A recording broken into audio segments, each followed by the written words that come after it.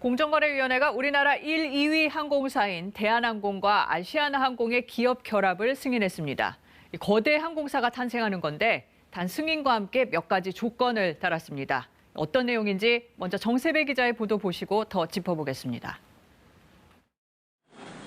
미주 노선 중 탑승객이 가장 많아 서비스 경쟁이 치열했던 인천과 미국 LA 항공 노선. 앞으로 대한항공과 아시아나가 결합하면 완전 독점이 됩니다.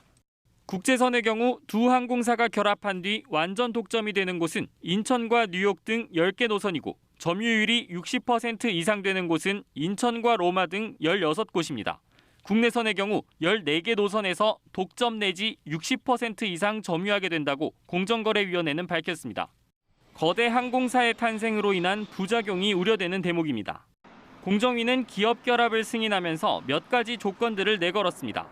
우선 점유율이 60%를 넘는 26개 국제노선 등의 저비용 항공사나 해외 항공사가 새로 진입 등을 할 경우 특정 시간대 공항을 이용할 수 있는 권리를 공항 당국에 반납하도록 했습니다.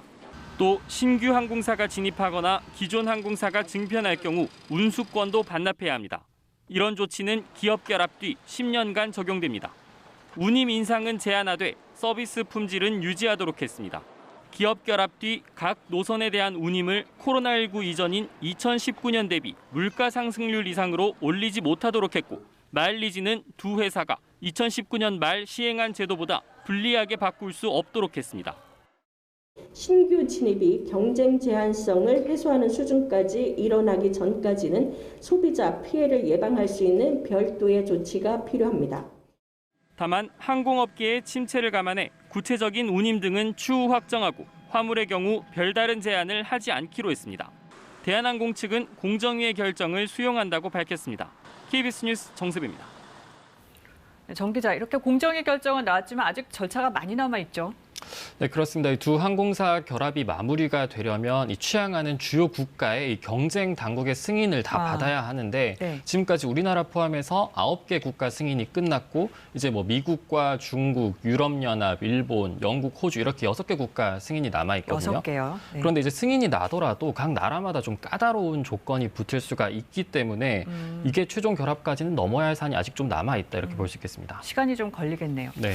무엇보다 이제 소비자들은 가격이나 서비스가 어떻게 될지 관심이 갈 수밖에 없습니다. 경쟁을 하던 두 항공사가 합쳐지면 운임을 마음대로 올리는 거 아니냐 이런 우려도 있거든요. 네, 실제로 그동안 두 항공사가 서로를 기준으로 삼아서 요금을 좀 책정을 해왔어요. 그런데 이제 경쟁자가 사라졌기 때문에 요금을 높일 수 있는 거 아니냐, 반대로 서비스는 좀 낮아질 수 있는 거 아니냐 이런 걱정이 드는 게 사실인데 공정위가 우려한 부분도 바로 이 지점이거든요. 그렇기 때문에 합병 후에 독점이 되거나 아니면 경쟁이 좀 낮아지는 노선의 경우에는 운임 인상을 제한하고 또 좌석 공급도 줄일 수 없도록 이 조건을 건 겁니다. 문제는 그렇게 통제가 되냐는 겁니다. 일단 기업 결합이 이루어지기만 하면 이 이행감독위원회가 꾸려지게 돼 있어요. 이렇게 되면 이 전체적인 운임 수준이 약속대로 지켜지고 있는지 분기별로 점검을 하게 되고요. 네. 그런데 한 가지 우려가 이 항공사가 만약에 프리미엄 이코노미 같은 이런 새로운 좌석 등급을 들여오게 되면 전반적으로 운임 수준이 올라갈 수밖에 없잖아요. 네. 합병 이후에 만약 이런 경우가 발생하면 당장은 뭐 제재할 방법이 없습니다. 네. 합병 당사자들, 대한항공과 아시아나는 뭐라고 합니까? 네, 사실 이 항공사들 합병을 하게 되면 뭐 노선을 재배치한다든지 좀 탄력적으로 항공기를 운영하겠다 이런 계획을 세워놨었는데 이 좌석 수를 기존 수준으로 유지해야 된다 이런 조건이 달렸잖아요. 네. 그렇기 때문에 심사 과정에서도 좀 여기에 대해서는 과도한 개입 아니냐 이런 목소리가 나오기도 했어요. 네. 다만 좀 중요한 내용인데 이 아시아나 직원들의 고용 유지 원칙에는 변함이 없다 이렇게 밝혔습니다. 네. 그리고 업계 전반에는요. 국내에서는 딱히 이제 몸집이 비슷한 경쟁자가 없어지는 건데 어떤 영향이 있을까요?